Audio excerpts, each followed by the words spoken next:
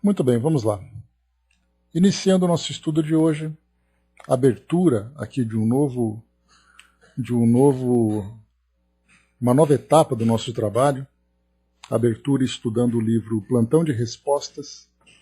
Ele é um livro que traz para nós algumas questões importantes que foram apresentadas no programa Pinga Fogo, na sua segunda edição, lá de 1971, no mês de dezembro, no dia 21 de dezembro, e nós teremos a oportunidade de estudarmos aqui sobre vários temas, tratando, por exemplo, aqui é o Pinga Fogo 2, né? Tratando, por exemplo, aborto, ação e reação, bebê de proveta, Brasil, candomblé, karma, coma, comportamento, condições do planeta, controle de natalidade, costumes, Deus, divulgação da doutrina, doação de órgãos, doença e cura, educação mediúnica, espíritos e perispírito, estudo da doutrina, eutanásia, evangelização, evolução, fanatismo, felicidade, genética, homeopatia, homossexualismo, intuição, lei de causa e efeito, loucura e obsessão, materialização, mediunidade, missão, obsessão, preconceito, prova e expiação, reencarnação, relações afetivas, sintonia, sonhos, umbanda e vícios. Esses temas todos eles foram colocados aqui nesse índice e também dispostos no livro em ordem alfabética, mas no programa ele teve ali, né, ele foi ali desenvolvido no decorrer do programa todo em ordens diferentes. Esse livro, o Plantão de Respostas, diferentemente do Pinga Fogo com Chico Xavier, que nós terminamos no nosso último encontro, aquele livro ele trazia uma transcrição do que foi o programa, né, explicando ali situações, trazendo ali comentários, identificando quem são aqueles que os entrevistadores, né, de cada pergunta. Aqui nesse livro, ao contrário, ele é um livro bastante objetivo.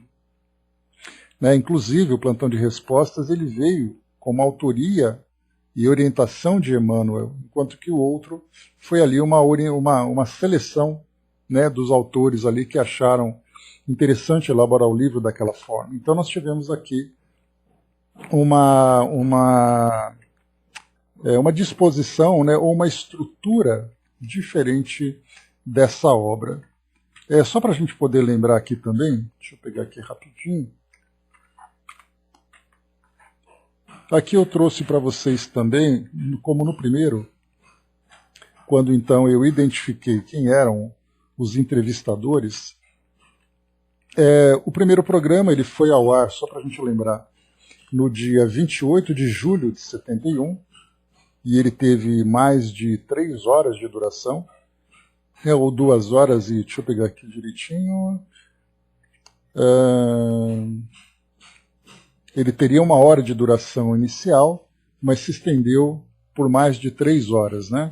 E depois aqui no texto, então, eu estou aqui na Wikipédia falando sobre Pinga Fogo, e aí então apresenta para nós aqui que a impressionante repercussão junto à audiência levou a emissora, lembrando, né, a antiga TV Tupi, a repetir o convite, indo ao ar na noite de 21 de dezembro do mesmo ano, uma edição especial de fim de ano com o médium, né, com o Chico.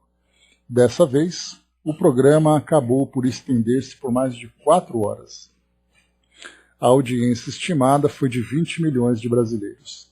Então, as perguntas, né, dos jornalistas, que eram bastante conceituados na época. Então, no primeiro programa, nós tivemos Saulo Gomes, Reale Júnior, L. Alves, e também tivemos João de Escatimburgo, que era um escritor católico, né? Depois, no segundo, Saulo Gomes novamente. Depois nós tivemos Freitas Nobre, nós vamos falar um pouquinho sobre ele. Herculano Pires também esteve naquela época, né? Vicente Leporassi, Durval Monteiro e depois Hernani Guimarães Andrade. Então, temas diversos foram abordados, como nós vimos aqui no roteiro, e todos eles, então, convidados aqui, né? Lembrando que, embora o Chico fosse bastante respeitado, como sempre foi, né? As perguntas eram feitas, algumas vezes já esperando uma resposta que fosse simpática, né, ao entrevistador, mas algumas vezes perguntas que não eram, né, concordantes com a doutrina. Foi o caso, por exemplo, de João Scatimburgo na primeira edição, que ele era católico, então ele fazia muitas perguntas a respeito da literatura, da forma como Chico psicografava, tentando encontrar uma resposta que não fosse mediúnica. Por exemplo, falando sobre escrita automática, sobre memória, sobre treino, né? Então não vendo a mediunidade como sendo ali a causa do conteúdo que era apresentado nessas obras, né? Então, de qualquer forma, nós temos aqui, né, esse programa então começando, entrevistas, ele era um programa de entrevistas, variedades e tudo mais, né? Então, nós vamos iniciar esse nosso encontro de hoje, então, tratando, né, agora fazendo a apresentação desse livro, lendo aqui as suas anotações, né, que é o conteúdo inicial aqui de Emmanuel, fazendo o prefácio, e depois a gente vai, então, para o nosso conteúdo propriamente, né? Então, vamos lá, né? Bom dia, Elcio, bom dia, Tic-Teco. Muito bem, continuando, pessoal. Aqui, então, Emmanuel, no próximo... Bom dia, abraço. Aqui a anotação é a introdução feita aqui por Emmanuel, o prefácio, e ele coloca o seguinte para nós.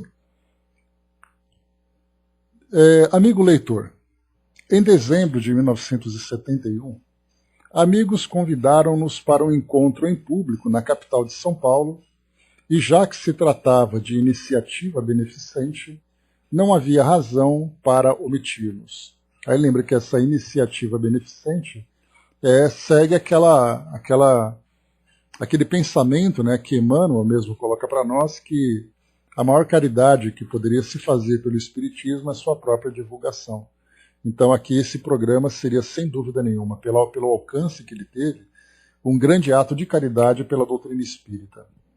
E como eu falei para vocês também anteriormente no nosso encontro passado, na apresentação do Chico nesse segundo programa, ele chamou atenção para 2 pontos, né? O primeiro ponto é que tudo aquilo que seria dito era da opinião dele ou de Emmanuel que passava a instrução. Então ele não falava em nome de nenhuma instituição, né? E não falava também em nome do Espiritismo, né? Ele dava a opinião dele como espírita que era, da forma como ele entendia todas as questões que eram apresentadas.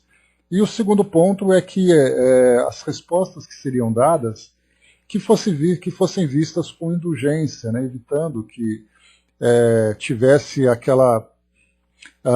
qualquer intenção de ofender o poder público ou de ofender qualquer pessoa. Então, de antemão, ele já se desculpava porque essa realmente não era a intenção, né, caso alguém fizesse ali alguma interpretação vendo que aquela mensagem seria uma mensagem crítica a qualquer instituição ou qualquer pessoa. Então, isso foi destacado pelo Chico no início. E aqui depois, então, né, em dezembro de 71, amigos convidaram-nos para um encontro em público na capital de São Paulo, e já que se tratava de iniciativa beneficente, não havia razão para omitir-nos. Lá nós fomos. O médium Chico, o médium Xavier e eu para a realização. O evento teve lugar em vasto salão de simpática emissora, e os autores das perguntas constituíam uma comissão distinta de jurados, escolhidos pelos promotores do acontecimento. Achávamos-nos com alguns companheiros, junto do médium referido, que se mantinha em prece silenciosa, sustentando-se, unido conosco, os amigos espirituais. Então é interessante ver Emmanuel, que falava, na verdade, de uma comitiva que se fazia presente, uma comitiva espiritual que se fazia presente para poder dar sustentação e, ao mesmo tempo, também auxiliar o Chico nas respostas que seriam dadas. Não monopolizamos o serviço. Certamente, algumas perguntas, o médium poderia respondê-las sem nosso concurso direto, pois estava habilitado para isso, o que efetivamente aconteceu. Então aqui também mais um ponto importante, que não era um programa de respostas vinda do mundo espiritual. Então Chico teria ali também um papel de protagonista, já que muitas respostas ele mesmo daria, sem a necessidade de ser porta-voz dos espíritos, né? Aliás, esse também foi um papel importante desempenhado pelo próprio Kardec. Então, quando se fala que Kardec era o codificador da doutrina espírita e que as respostas viriam dos espíritos, muitos interpretam Kardec como sendo secretário dos espíritos. E, na verdade, Kardec também foi um protagonista daquele trabalho, já que ele não apenas fez ali a pesquisa, selecionando, comparando as respostas que os espíritos iam enviando, mas ele também elaborou roteiro, elaborou reflexões, tanto que muitas vezes os espíritos chamavam a atenção de Kardec para que ele corrigisse este ou aquele ponto que poderia estar em desacordo com a realidade ou que poderia ser ali melhor esclarecido, né? Então nós vemos, por exemplo, o próprio Livro dos Médiuns, nós temos ali várias passagens com respostas, mas vemos também ali muito conteúdo do próprio Kardec, porque ele fez as pesquisas, ele trouxe o resultado, a mesma coisa aconteceu na elaboração do livro Céu e Inferno, onde ele selecionou todos os grupos dos espíritos, fez a introdução de todas as entrevistas. A primeira parte inteira foi ali de muitas reflexões a respeito, né, dos dogmas sobre os quais ele discutia. Enfim, o livro A Gênese mesmo foi um livro todo feito, né, a partir de estudos dele, não é um livro psicografado. Então, diferentemente do que muitos imaginam, que Kardec simplesmente escrevia o que os espíritos mandavam, né? Então, aqui no caso do Pinga Fogo 2 foi a mesma coisa também. O Chico estava lá presente, sendo auxiliado, mas ele não estava ali simplesmente cumprindo o papel de porta-voz. Assim chegamos ao término da tarefa. Não, aqui em cima, né? Então, Chico, né? O programa se desdobrou com tranquilidade. Cada integrante do grupo de investigadores, a que chamamos comissão julgadora, formulava uma indagação vinculada a determinado assunto a que respondemos, mobilizando o médium sob nosso controle diante do público numeroso e atento. Assim chegamos ao término da tarefa. Um de nossos amigos promotores do encontro falou sem pretensão. Nossa tarefa foi concluída. Poderia constituir um livro. Aquele desejo foi atendido. O nosso trabalho ficou no plantão de respostas, nome com que personalizamos os nossos arquivos e agora retiramo-lo do silêncio para dar-lhe circulação. Aqui interessante, né? O que Emmanuel explica, que no plano espiritual, esse conteúdo ficou registrado nos arquivos como plantão de respostas. E aí, então, quando esse livro foi ali, né, demonstraram a intenção de publicar esse livro, esse mesmo nome, Plantão de Respostas, nos arquivos do plano espiritual, foi passado também para o nome do livro. Então, olha que interessante. A tarefa foi aquele desejo foi atendido. O nosso trabalho ficou no plantão de respostas, nome com que personalizamos os nossos arquivos. E agora retiramo-lo do silêncio para dar-lhe circulação. Então a gente vê assim que não foi apenas uma conversa que aconteceu, e dessa conversa o assunto morreu. Na verdade, tudo aquilo foi guardado, registrado no plano espiritual e arquivado. Muito bacana isso, né? Aqui terminamos, amigo leitor, o nosso arrazoado, e te oferecemos o livro com todo o material da entrevista realizada. Desejamos que o nosso encontro fraterno seja uma tarefa amiga em teus estudos. Somos gratos pela atenção que nos dispenses e rogamos a Jesus, no nosso Divino Mestre, nos inspire e nos abençoe. Emmanuel, Uberaba, 10 de setembro de 94. Esse programa foi de 71, portanto 23 anos antes, né? Bom dia, Andréia. Então, 23 anos antes. Tic-Tac colocou, né, ele mesmo dizia que o Espiritismo não se assentava nas forças de um homem. Né? Então, exatamente, né, o propósito maior era mostrar que não era kardecismo, como muitos pensavam, né, tampouco chiquismo, né, era espiritismo, porque os homens tinham um trabalho de desenvolver também esse raciocínio, mas as bases fundamentais da doutrina eram dos espíritos, né? Portanto, espiritismo. Daí a origem desse termo, né? Então vamos lá. Passada essa introdução, feita a apresentação, é colocado aqui para nós aqui um trecho, né? Deixa eu ver aqui. Tá. Primeiro tema aqui então para nós, né? Lembrando que todos os temas aqui seguem em ordem alfabética, que não aconteceu durante o programa, que os temas foram, já que era uma entrevista, né? Então cada entrevistador seguindo ali uma sequência organizada pelos produtores do evento, né? Então cada assunto ia saindo aleatoriamente, ali, de acordo com o roteiro de cada um dos entrevistadores. Muito bem. Primeiro tema, aborto. Pergunta. Aqui, infelizmente, né, como eu falei para vocês, nós não temos como identificar quem é o autor de cada pergunta, diferente do livro Pinga Fogo com Chico Xavier, né, que teve uma estrutura diferente. Mas o que vale aqui para nós, né, então, é a mensagem. Gostaria de saber para onde vão os espíritos que não chegaram a nascer, como no aborto. E eles serão sofredores ou se libertam de sua missão no mundo, transferindo para os que não os desejaram? Então, primeiro vamos entender a pergunta. Os espíritos que não chegaram a nascer, como no aborto. Aqui a gente lembra que essa pergunta ela foi direcionada, essa pergunta dizia respeito ao aborto provocado, não ao aborto espontâneo. Tanto que depois ele coloca, né, eles serão sofredores ou se libertam de sua missão no mundo, transferindo para os que não os desejaram. Então aqui a gente vê claramente que é com relação ao aborto provocado, né? Então a pergunta que ele coloca, eles continuam sofrendo ou depois do aborto eles então estão livres dessa missão que eles teriam de nascer? A resposta então. E depois ele coloca a culpa também, né? Eles ficam livres e toda aquela dor, a responsabilidade por essa dor provocada fica por conta ali dos pais, né, ou de quem ali participou do evento, né? Porque a gente lembra que quando se fala em aborto, geralmente a gente pensa, a mulher abortou. Mas ali nós temos as influências, nós temos aqueles que colaboraram, nós temos aqueles que realizaram. Então, na verdade, o aborto ele é um evento coletivo, na maioria das vezes. Então você tem ali a responsabilidade de um, a responsabilidade do outro.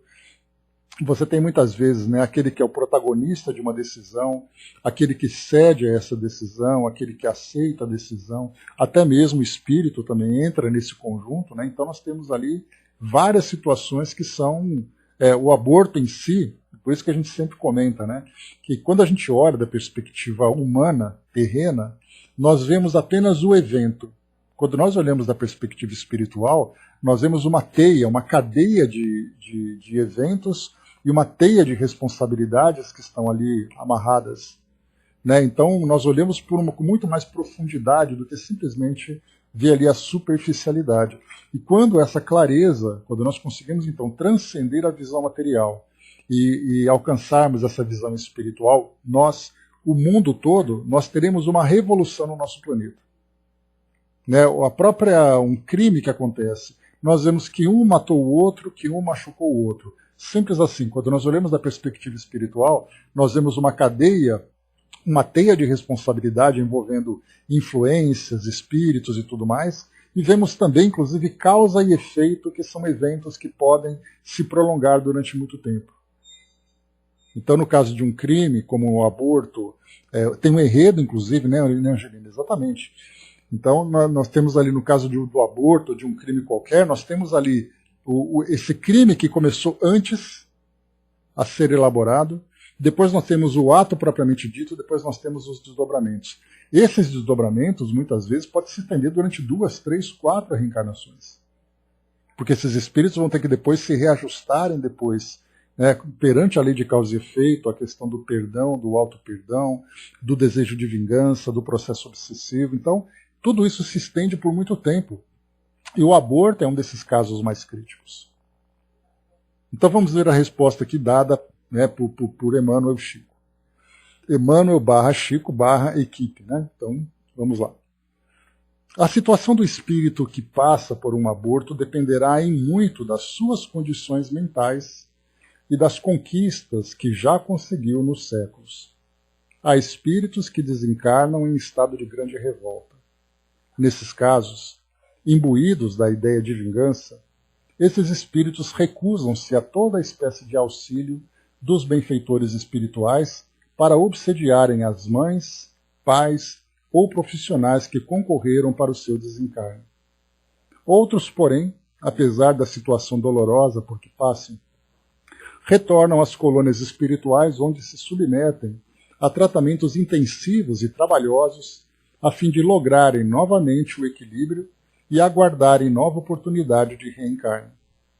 Entretanto, não devemos nos esquecer que em cada dia refazemos nossos destinos e por mais que tenhamos cometido falhas, o Evangelho do Cristo se desdobra diante de nós com suas imensas possibilidades de redenção. Então aqui também é um ponto importante, porque fala para nós, né, nesse trecho final, essa possibilidade de redenção. Então isso envolve tanto o espírito como também aqueles que fizeram parte dessa experiência dolorosa.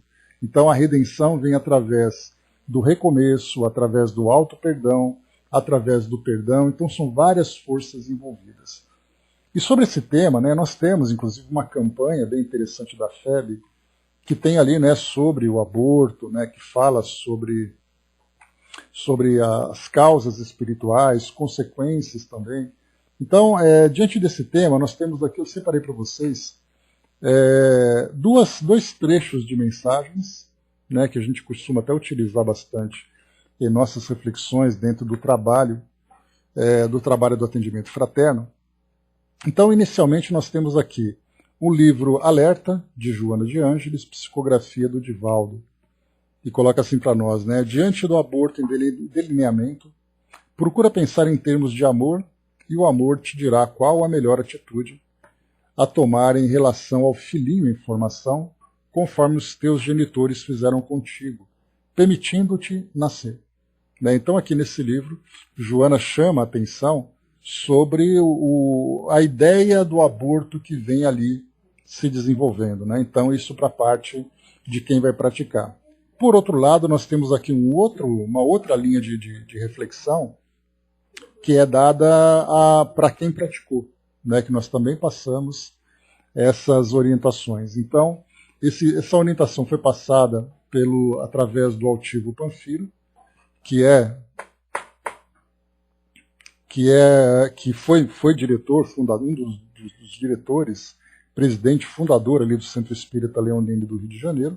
E ele recebeu essas orientações também, né, dos espíritos mentores da casa, e falava o seguinte, né, conforme orientam os espíritos amigos a respeito do aborto e das suas consequências físicas e morais, eles dizem assim, ainda nessa mesma reencarnação, mesmo antes de ter, sendo possível, recebido de volta os seus filhinhos, a mulher poderia costurar o corpo espiritual tão somente pela aquisição do conhecimento quanto ao verdadeiro valor da gravidez, muitas vezes obtido à custa de pesados remorsos. É fácil de compreender. O objetivo das leis divinas é educativo, jamais punitivo. A partir do momento em que o espírito compreende, sincera, profunda e verdadeiramente o valor da gestação, dispondo todas as suas fibras íntimas a nunca mais rejeitar uma gravidez, ele terá atingido o objetivo desse aprendizado específico, reequilibrando naturalmente seu corpo espiritual. Já em relação aos espíritos envolvidos no ato, sejam os vitimados, entre aspas, e os responsáveis, o perdão e o auto-perdão dependem de cada um, conforme o seu livre-arbítrio. Né? Então essa orientação é bastante interessante, significativa também, principalmente para as pessoas, né, para as mulheres que infelizmente acabam optando, né, seguindo por esse caminho, tendo ali um maior ou menor grau de responsabilidade. Então esse tema ele é abordado pela Federação Espírita Brasileira, né, fazendo uma campanha, divulgando, levando esclarecimentos e tudo mais. Mas dentro da doutrina, nós temos, dentro do meio espírita, nós temos também duas obras interessantes, que foram duas obras publicadas, né, que são assim talvez as mais conhecidas. A primeira é o Deixe-me Viver, de Luiz Sérgio, né, que foi publicada ali por volta de 92. Então, Luiz Sérgio ele fazia ali um grande trabalho, né, de divulgação da realidade que ele encontrou, mais ou menos aquilo que André Luiz também fez, né, e também outros espíritos, que fazem então a divulgação do mundo espiritual. No caso dele, ele foi explorando vários temas até chegar então, né, no aborto. E o Deixe-me Viver é um livro bem interessante, que ele relata hospitais, ele relata casos envolvendo ali histórias, né, de aborto que estavam para acontecer, abortos que aconteceram, né, então de que forma que os espíritos são recebidos no plano espiritual, se estão em condição de revolta, em condição de resignação, como aconteceu aqui com a resposta de Emmanuel que nós vimos, né?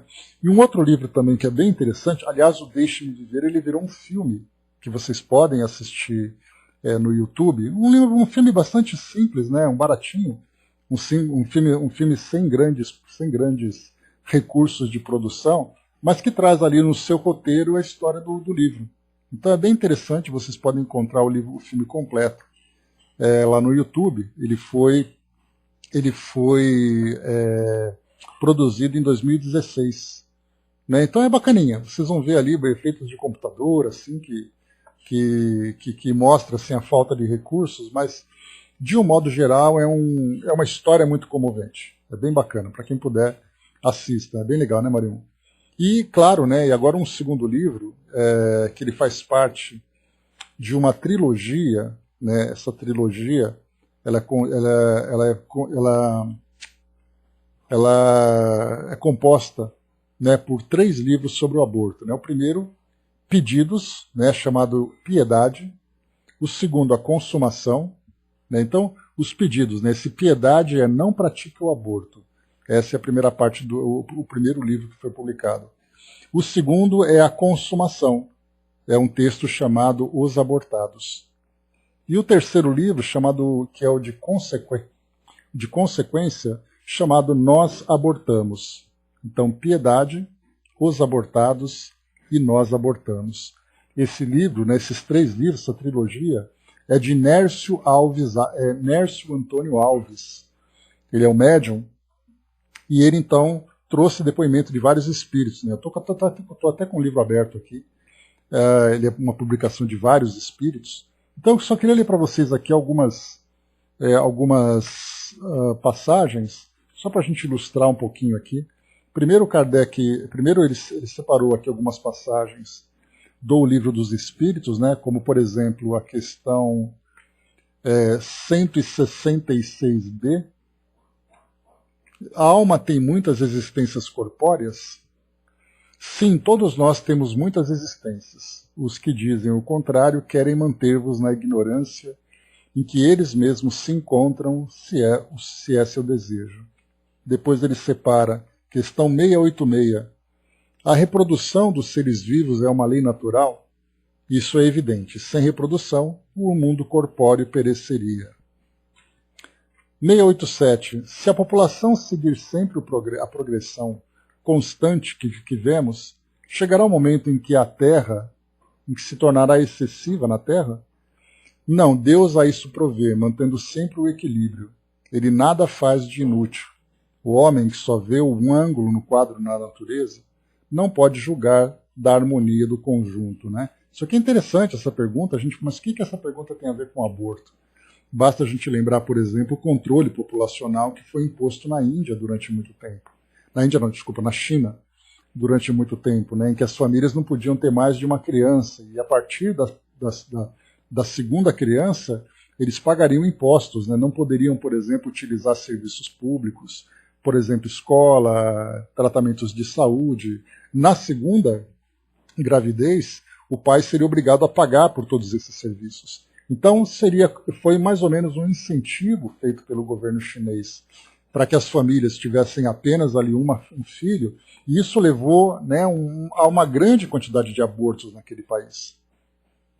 E isso em nome, né, do controle de natalidade. Então, essa resposta tem bastante a ver com essa passagem. Bom dia, Flávio. Mas vamos aqui direto ao tema para a gente não ficar com o nosso estudo de hoje.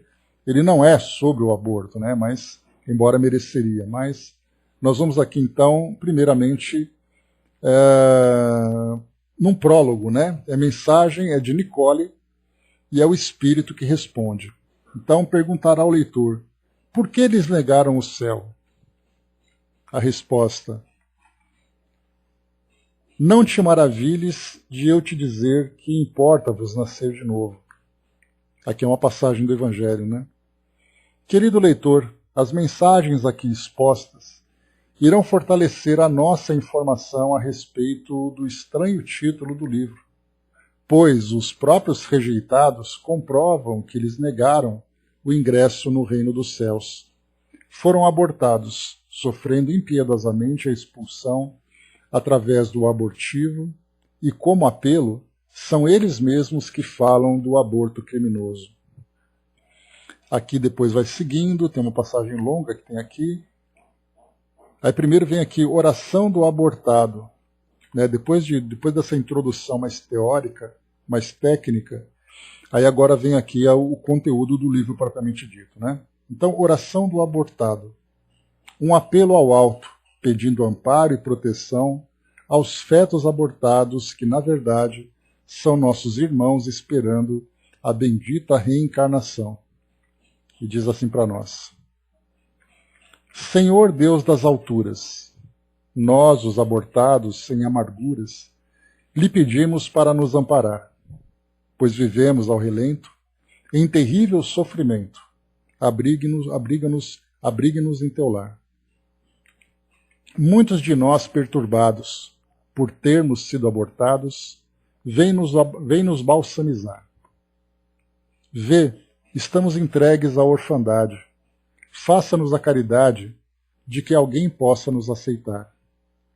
E quanto aos pequeninos que sentirem a dor, cujo aborto ocasionar-lhes o temor, sê para eles a esperança. Sofrendo a expulsão nos lares de pobreza, ou nas suntuosas mansões de riqueza, ampara-os com segurança. Aguardamos assim, Senhor da vida, todos os abortados, almas sofridas, pelo progresso da expulsão. Mostra ao homem da terra a verdade, para que assim possa ele nos dar a liberdade da bendita reencarnação. Quem assina? Apenas um abortado. E depois aqui um outro, a cada um segundo as suas obras. Só vou ler mais essa mensagem, depois a gente segue o nosso roteiro aqui do plantão de respostas. Né? Esse livro é muito interessante, né? Vale a pena, porque não são histórias independentes, não são uma história, mas são mensagens independentes. Né? Vocês podem encontrar na versão digital, inclusive. A cada um segundo suas obras, transmitido por um abortado que antes, na vida pregressa, viveu como enfermeira e que praticou o aborto. Agora o referido espírito sofre as consequências do aborto. A cada um segundo as suas obras. As bênçãos do renascer se faziam presentes. Abnegado casal me aceitaria nos seus meios para receber a devida educação que eu necessitava. No amor de ambos me fiz presente pelos vínculos da reencarnação.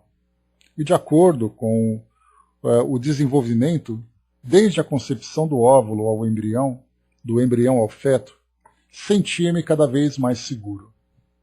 Era o renascer, que em breve aconteceria da sublime luz pelas leis da reencarnação. Passados os meses, e quando já se contava em número de 5, comecei a pressentir de que algo estranho iria acontecer, porque parecia não sentir-se que aquela que possivelmente seria minha genitora. Quais seriam os motivos de tais perturbações? Somente um exame no ginecologista poderia melhor oferecer-me a resposta diante do diagnóstico a que ela se submeteria. Procurado o doutor em obstetrícia, senti-me gelar, porque o diagnóstico parecia desfavorável a mim. Senti pelo campo emotivo a sensação de lágrimas e dor vindas do seu coração materno. O obstetra chamou aquele que estava na incumbência de ser meu pai, dando-lhe a triste notícia de que estava em perigo a vida da gestante e que somente existiam duas alternativas: abortar ou deixar a gravidez prosseguir e fatalmente a morte se apoderaria da futura mamãe. Foi então quando a sua face lavara-se em lágrimas, porque o maior sonho do casal, que seria meus pais, era ter um filho. Que fazer diante de tão triste situação? Novamente senti-me gelar-me pela decisão que provavelmente seria a mais certa. Passados segundos, ouvi-o anunciar da amargurosa frase: aborte, doutor. Naquele momento quase desfaleci, e de súbito percebi que aquela que me trazia em suas entranhas ficara desacordada e frios ferros mergulharam em seu útero, retirando-me a força. Foi nesse momento que tentei lutar. Mas qual? Os meus esforços foram em vão, pois frágil e inofensiva criaturinha que eu era, jamais teria forças para impedir. Sofri intensamente. Parecia me perder entre as sombras e as dúvidas, como se fora mutilado, membro por membro, a sangue frio. Qual seria a razão de não haver tido a oportunidade de reencarnar, quando tudo parecia encaminhar-se bem? Não receber o apoio de meus futuros pais? Então, por que acontecera tudo tão tragicamente?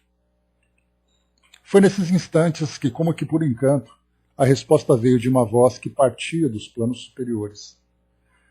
Querido irmãozinho, sabemos de teu desespero. Creia, nos apiedamos muito de ti.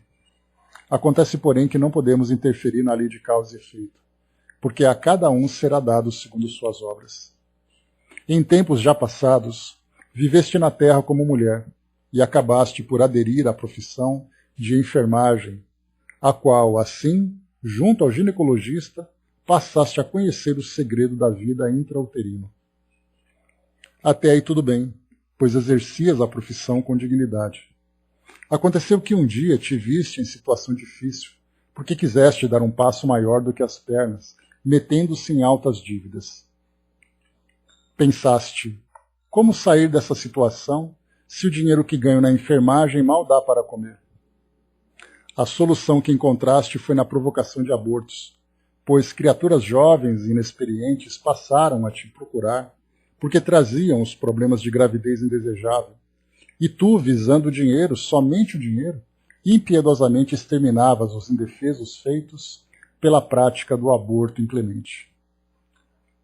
E assim, mercenária e inescrupulosa, passaste a desrespeitar a vida formada ou em formação. Muitos foram teus crimes, que somente através de abortos naturais, ou idêntico a este que acabas de passar, te libertarão do pretérito enegrecido.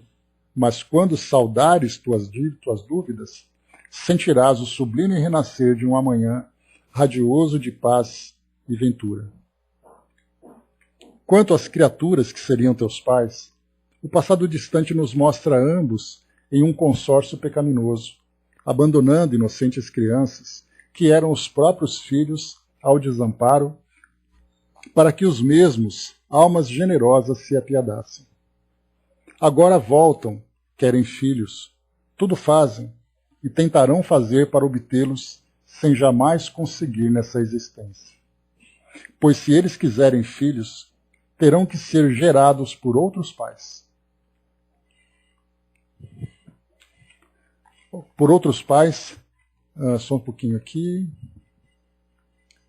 terão que ser gerados por outros pais, órfãos estes ao desamparo, aguardando suas adoções para libertá-los de um pretérito delituoso.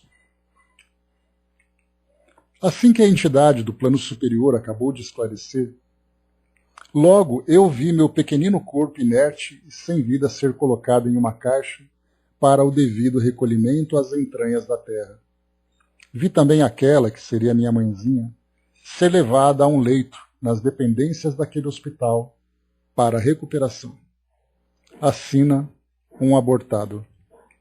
Bom, esse aqui é o livro, né, para quem se interessar. Né, Éramos Gêmeos, tem uma outra história também aqui bem bacana. Vamos ver isso aqui também, isso aqui é curioso.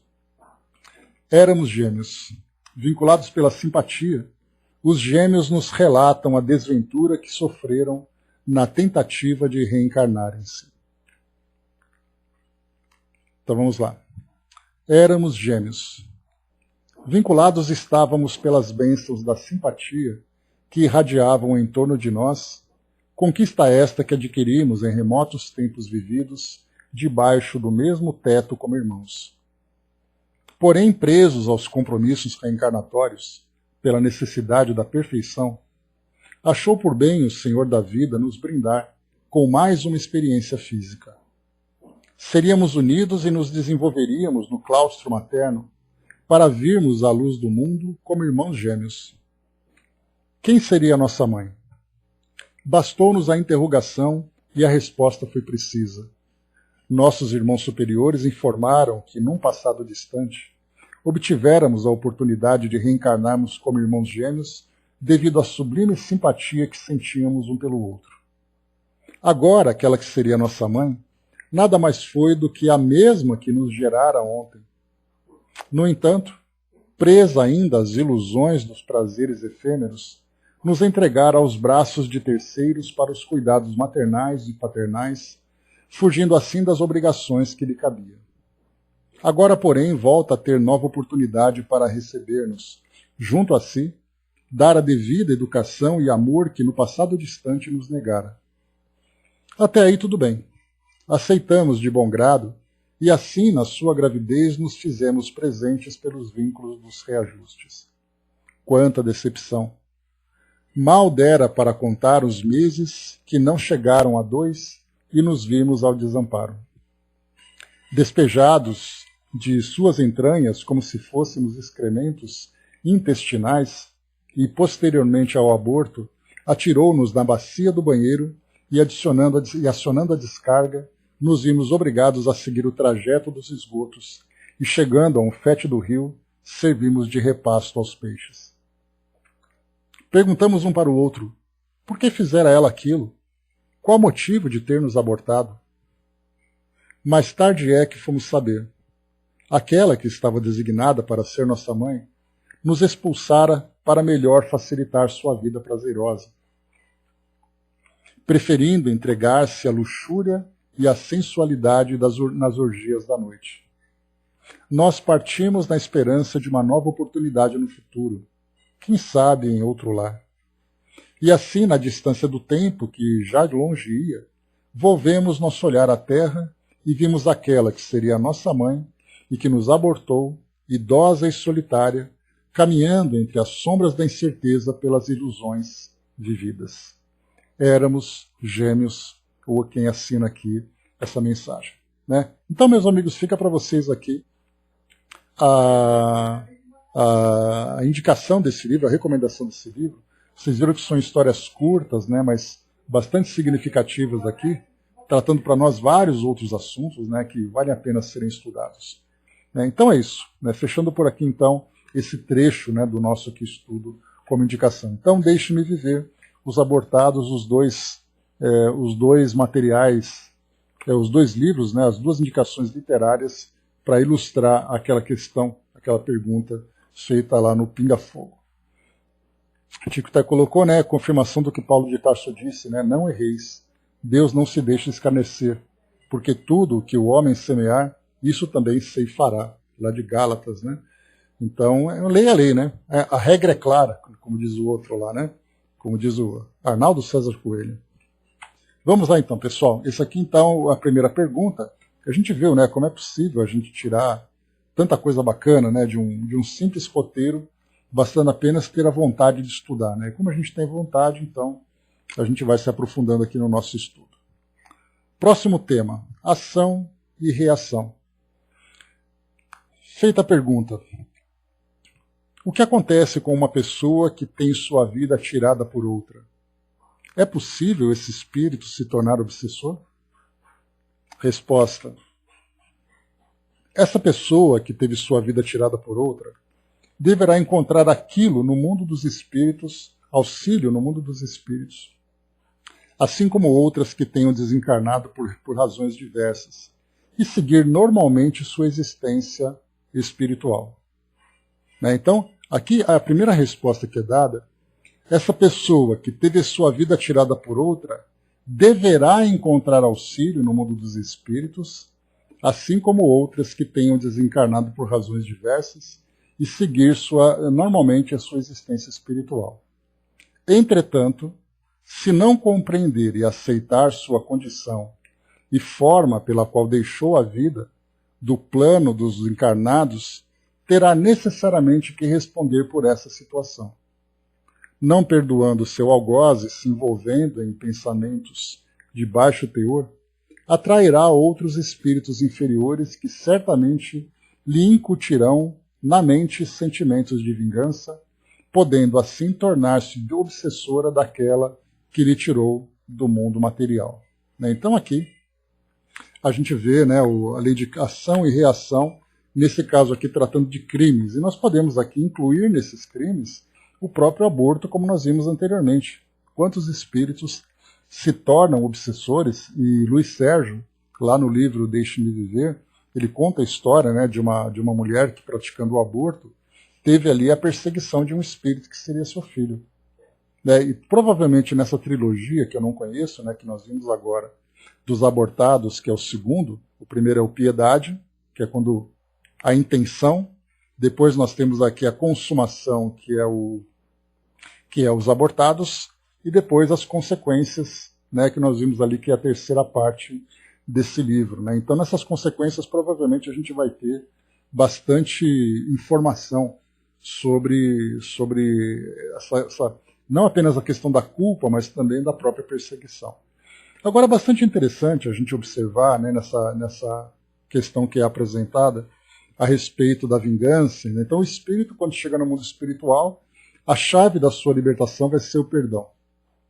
Mas nem sempre o espírito tem ali a força do perdão, né? Porque precisa de muita força, de muita coragem para se perdoar. Porque o orgulho, para nós, ele é sempre ali o nosso o bloqueio mais difícil de ser quebrado. Principalmente num crime que acontece de uma pessoa que tem a vida construída, que tem a vida constituída, tem ali a sua família desenvolvida, e de repente vem alguém e arranca ele de tudo aquilo que ele construiu, e pelo que entende, aquilo é a razão da sua vida. Aquilo é tudo que ele conhece da sua existência, e depois ele é tirado daquilo. Então, esse espírito que sai nessa condição, que se torna ali vítima, na visão terrena, vítima daquela situação, ele pode seguir o seu caminho, né, ali compreendendo a sua imortalidade, compreendendo a experiência que ele vivenciou, ou ele pode revoltar-se contra isso. E nesse ato de revolta, ele vai querer então buscar vingança ali com as próprias mãos. Aí é muito interessante, porque eu assisto muito filme, né? Então, assim, filmes e séries, principalmente aqueles que têm ali ação e tudo mais. E, inevitavelmente, a ação acaba envolvendo um pouco de violência também. E é muito curioso a gente perceber que o entretenimento que nós temos hoje, nós, do planeta Terra, o entretenimento que nós temos hoje, ele é baseado essencialmente na realidade material. Então, quando nós pegamos, por exemplo, um filme que tem ali um grau de violência muito grande, então ele tem ali mortes para todo lado, né? Então, só para a gente poder contar assim, uma história prática, né? Nós temos ali 7 Homens e um Destino. Ele é um filme muito antigo, né? Já é teve a terceira regravação agora, esse último. E nesses 7 Homens e um Destino, eram 7 pessoas que iam ali ajudar a fazer justiça num pequeno vilarejo que era dominado, né, por um homem muito, muito rico, dono de uma mina que tinha ali perto, e ele tinha ali os seus capangas, as pessoas tinham muito medo dele, né? Então esses 7 homens iam ali defender esse povoado. E no meio, né, no cume do filme, né, na parte mais alta do filme, nós tínhamos ali então o confronto entre esses 7, a população desse vilarejo, e depois todo o bando daquele homem, né, que era ali o dominador. e tantas mortes aconteceram. Então, quer dizer, o filme, na verdade, todos os maus morreram, alguns bons também morreram, e o resto ficou todo mundo bem. Quer dizer, sobraram então ali todas as pessoas boas do vilarejo, quem era mal morreu e o filme acabou, né? E ali meio que felizes para sempre, porque o mal foi extinto, né? Mas quando a gente começa a estender a nossa visão, além daquilo que a visão humana tem, a gente fica se perguntando o que acontece com esses espíritos que morreram naquele confronto. Quais deles aceitaram aquela morte? Porque isso realmente acontece, a gente vê numa guerra de facção que acontece em comunidades pelo Brasil, a gente vê em conflitos que acontecem pelo mundo, um grupo matando o outro para poder ter domínio, para poder se vingar. E depois? Qual é a continuação desse filme da perspectiva espiritual? Então a nossa visão alimenta exatamente isso. No momento em que a pessoa morre, acaba o problema. No caso de um assassinato, de um crime, né, que é o tema dessa questão que foi apresentada. Mas agora, quando a gente começa a olhar além da matéria, da mesma forma que a gente falou sobre o aborto, da mesma forma que nós falamos sobre o suicídio, né, o que acontece depois desse ato? Como o espírito fica, aquele que é a vítima da situação, e como ficam todos os envolvidos, encarnados e desencarnados, depois de que esse crime é consumado. Então, os nossos filmes do futuro, eles vão ter ali a sua parte terrena, mas também depois terá a sua continuidade no plano espiritual, mostrando que aquele que morreu, ele vai ter ali uma continuação. E a gente viu mais ou menos isso também, né, que acabou ficando meio claro para nós, no filme Ghost. Porque o Sam, que era aquele bom moço, ele acabou também buscando o caminho da justiça com as próprias mãos. Ele foi através ali para defender a sua amada, ele não tinha intenção de cometer aquele crime, mas foi atrás do assassino e acabou descobrindo, né? Olha o spoiler, né? 30 anos depois a gente vai para o spoiler, né? Descobrindo que era o seu amigo que estava traindo a sua confiança. Então esse filme mostrou para nós assim uma outra situação, mas nós tivemos a novela Viagem, que mostrou também, né, no caso do personagem Alexandre, que ele acabou depois cometendo suicídio porque ele foi preso, depois ele buscou vingança, afetando ali todos aqueles que eram considerados os seus inimigos, né? Então a gente vai ter no futuro uma visão além da matéria. E aí então esses filmes de violência vão trazer para nós também uma realidade muito violenta no plano espiritual, mas é uma violência muito mais moral, com energias bastante perturbadas, energias bastante densas, pelo estado de espírito desses espíritos. Né? Então isso mostra para nós que o perdão e o auto-perdão, a vingança, né, e o estado de ódio de cada indivíduo, né, tudo isso a gente encontra no plano espiritual, conforme a resposta que o Chico apresentou aqui. Rapidamente ali voltando um pouquinho, né, a Angelina tinha colocado lá no alto, eu lembrei de uma amiga de faculdade, ela se envolveu com um jovem que era casado. Né? Quando o jovem soube, falou que não aceitava, pois tinha compromisso e propôs o aborto. De repente ela desapareceu. A família, preocupada, comunicou às autoridades. Alguns dias depois a encontraram. Segundo informação do hospital, fora jogada, enrolada em um lençol. Né? Olha só o crime praticado. Né? E a pergunta é, e depois? Né? Tudo isso sendo registrado na consciência de todos os envolvidos. Né? Então isso é grave realmente. Dudu colocou para nós, né, porque ele ainda sente-se culpado por vezes do que foi realizado anteriormente. Por outras, a culpa não se tem, porque aquela programação abortiva teria que ser realizada para cumprir com seu tempo de vida espiritual. Assim se faz a culpa e a misericórdia divina. Né, então aqui a comunicação para nós, né, e depois continua. A vida pretérita, por muitas vezes, é um repositório de corpos que precisam retomar o seu movimento consciente, onde a culpa e até o remorso faz dessa forma, né, de retorno um sofrer para a sua melhora futura. Né? Então a gente lembra, obrigado pela colaboração, a gente vê aqui, né, que a justiça para nós, nós conseguimos ver, digamos assim, né, talvez 1/100º do que é a justiça. E esse 1/100º, na minha visão, não é um exagero, é realmente a realidade. porque nós temos uma visão muito limitada, e ao mesmo tempo limitada, ela acaba sendo ofuscada, né, pelas paixões que nós sentimos. Então nós somos muito intensos quando envolvidos pelas paixões, e nós queremos justiça, nós queremos vingança. Então para nós o perdão, a confiança principalmente na justiça divina, que vai fazer com que cada um restabeleça a lei, né, conforme ela pede, através ali do seu sacrifício, através dos seus esforços, através do remorso, como colocado aqui nessa mensagem para nós, que faz parte desse processo de transformação do indivíduo. Então, como nós não temos ainda essa confiança, e ao mesmo tempo também nós somos, pelo fato de sermos muito imaturos, nós somos também muito imediatistas, como acontece com os adolescentes, né, que são impulsivos, imediatistas, intensos, né, nós somos assim também espiritualmente. Então nós queremos, quando nós vemos uma injustiça, daquilo que nós consideramos injustiça, nós queremos que a justiça se faça imediatamente, de preferência, né, conosco ali, presentes, vendo a justiça sendo feita.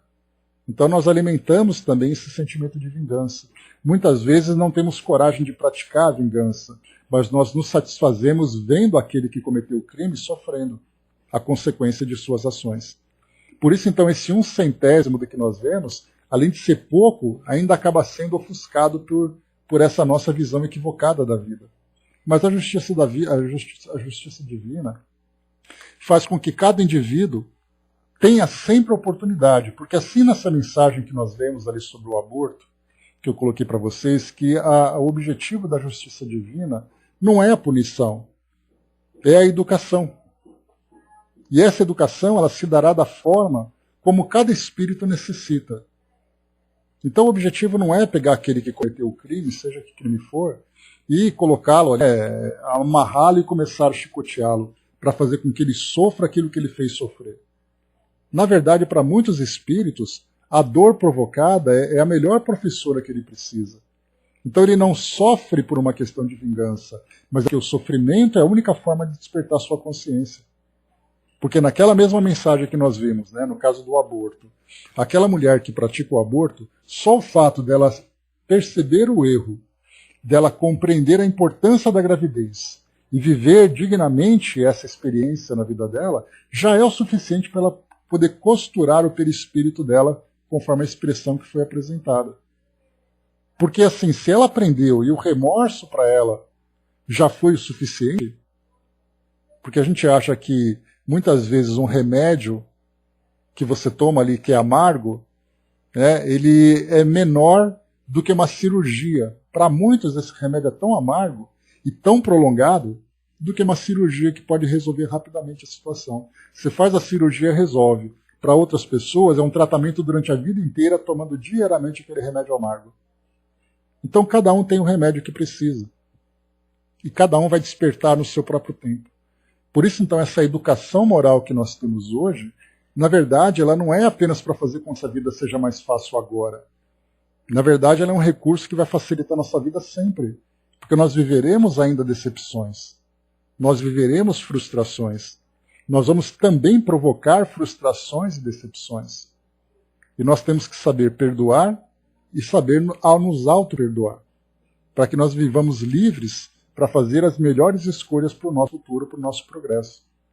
Então aqui nós vemos, né, vítimas e algozes da nossa visão, invertendo os papéis, aqueles que eram algozes viraram vítimas, e aqueles que eram vítimas e algozes. E assim o ciclo da vida vai se concluindo etapa após etapa, para que cada um possa ali aprender o suficiente para evoluir. O Tico até colocou, a advertência foi feita para nós, né? Exatamente, né?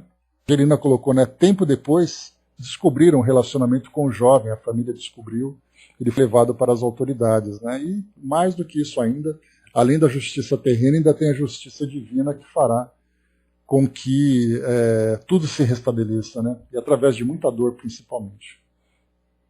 Mais uma mensagem chegou para nós, né?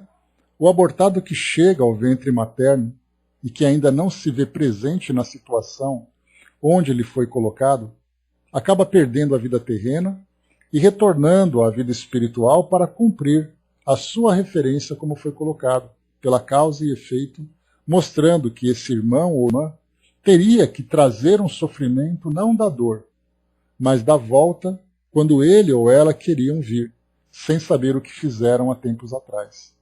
Então, às vezes, não é a dor em si do aborto, mas é a frustração de não ter ali a sua vontade atendida, né, que é a reencarnação, a expectativa de ser acolhido novamente.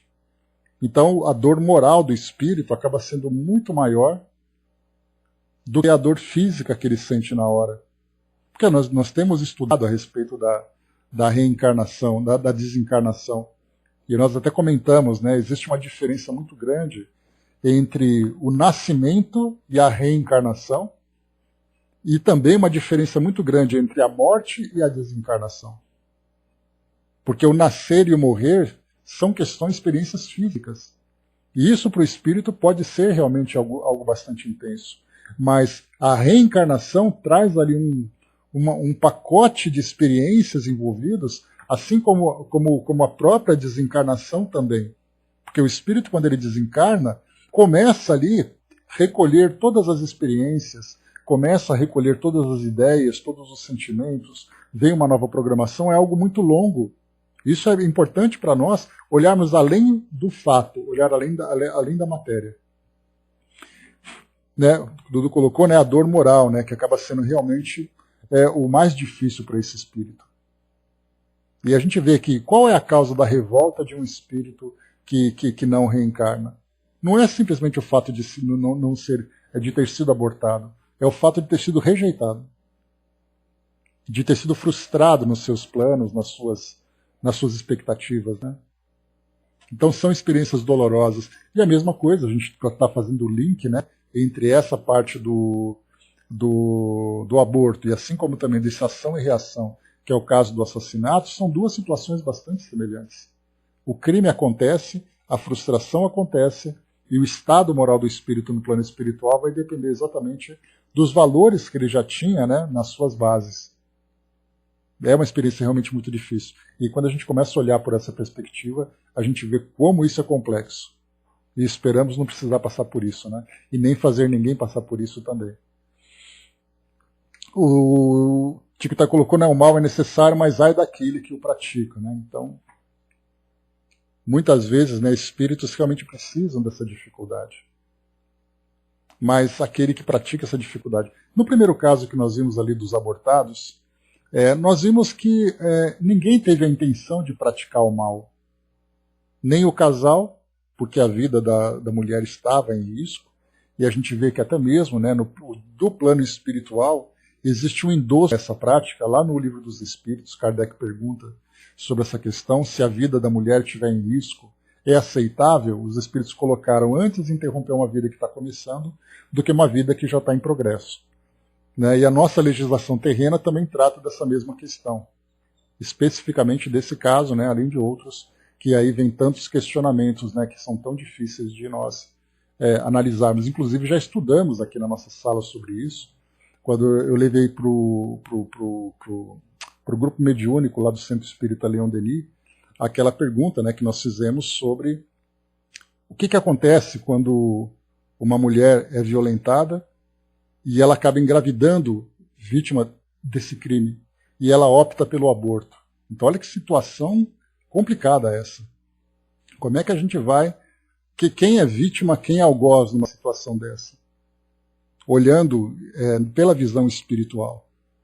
Né? Aí então foi colocado que os espíritos não julgam. Uma resposta uma das mais simples e das mais sábias que eu já li. Que a resposta do espírito foi: nós não julgamos. Simplesmente dizemos que ela não consegue seguir com a gravidez. Aí a gente, aquele choque, né, que a gente ficava... Eu imaginava assim, né, se eu estivesse na presença desses espíritos, desses orientadores, e eu fizesse essa pergunta, eu esperaria ali uma história inteira, né? E o espírito, numa única frase, ele respondeu tudo. Não se julga, simplesmente observa. É uma experiência que ela tem que vivenciar. Será que ela tem coragem de passar por isso? Será que ela tem força moral para passar por isso? Então eles analisam, simplesmente ela não consegue. Ou seja, ela não conseguiu fazer naquele momento, terá oportunidades de de dar sequência no seu projeto evolutivo através de outras oportunidades, mas naquele momento ela não consegue. E da mesma forma nós estendemos isso, né, para o suicídio também, que não é o tema que a gente está falando, né? Pois é, assim dizia. Né? E no caso do suicídio é a mesma coisa. Um espírito que passa por um drama muito grande, que fazia parte da sua história, ele comete suicídio. O que os espíritos dizem, né? Infelizmente ele não conseguiu. Ele não conseguiu resistir, ele não conseguiu se sustentar. Então esse julgamento é também uma lição muito valiosa, muito preciosa para todos nós.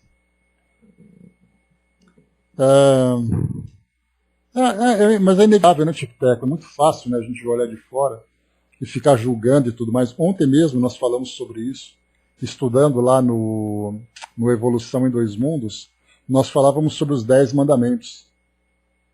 E aí eu trouxe para vocês ali várias situações, né, da gente analisar, da gente refletir. E nesses 10 mandamentos a gente coloca, né, é muito fácil você apontar e acusar, e dizer ali, né, você colocar as palavras divinas na sua boca, como se Deus estivesse falando através de você. Você cometeu um pecado porque você vai para o inferno, porque você isso.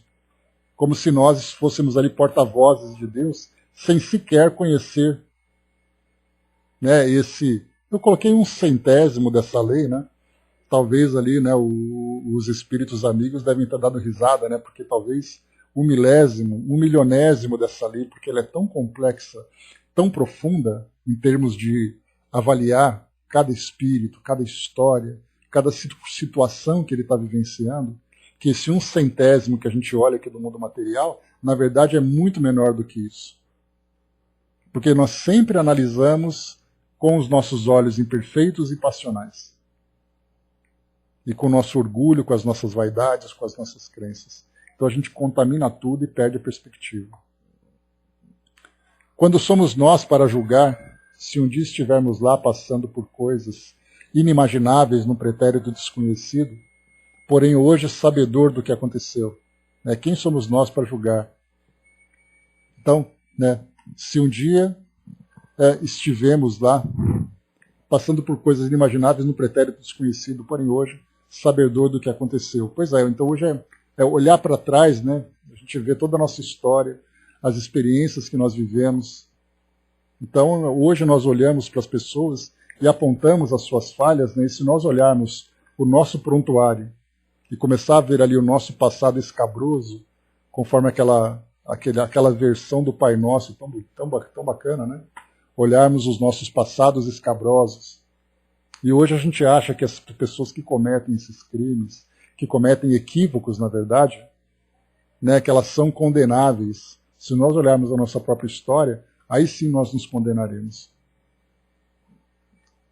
Elcio colocou, né, o espírito, quando tem conhecimento, não julga ninguém, né? Pois é, e é um conhecimento profundo ainda por cima, né? É errado falar na lei? Não, acho que não, né? Devemos cuidar para não esquecer que ela existe, né? E ela existe, né, Tic-Teco? Importante a gente lembrar que mesmo as nossas leis terrenas, elas existem para a educação, não é para a punição. Nós, infelizmente, usamos a versão punitiva da lei. Por exemplo, alguém comete um crime de um assassinato, que é o tema que nós estamos analisando já para encerrar o nosso estudo. Alguém comete um assassinato, a primeira ideia que nós temos é ele precisa ficar preso para poder ser castigado. E, na verdade, a reclusão é uma reclusão educativa. Só que, claro, o nosso sistema ele não está preparado para ir para isso ainda, porque nós, como sociedade, também não estamos educados para isso. Mas essa reclusão é uma reclusão para reformar o espírito, para transformá-lo, para melhorá-lo. Mas a gente acaba fazendo com que as pessoas sejam excluídas da sociedade como um castigo. É a nossa interpretação. E isso se reflete exatamente na nossa própria conduta social, na nossa conduta coletiva. A Angelina colocou, né, e no caso, né, que falei, qual dos dois foi mais culpado, né? Pois é, o que a gente olha, né, Angelina, não dá para a gente falar nada, porque a gente não sabe o que existe dentro de cada pessoa. Quem tem culpa, quem é vítima, quem é algoz, qual a história deles? Né? Então só Deus pode fazer esse julgamento, até respondendo para aquilo que você pôs em cima. Mas ele sempre dá uma oportunidade de reparação.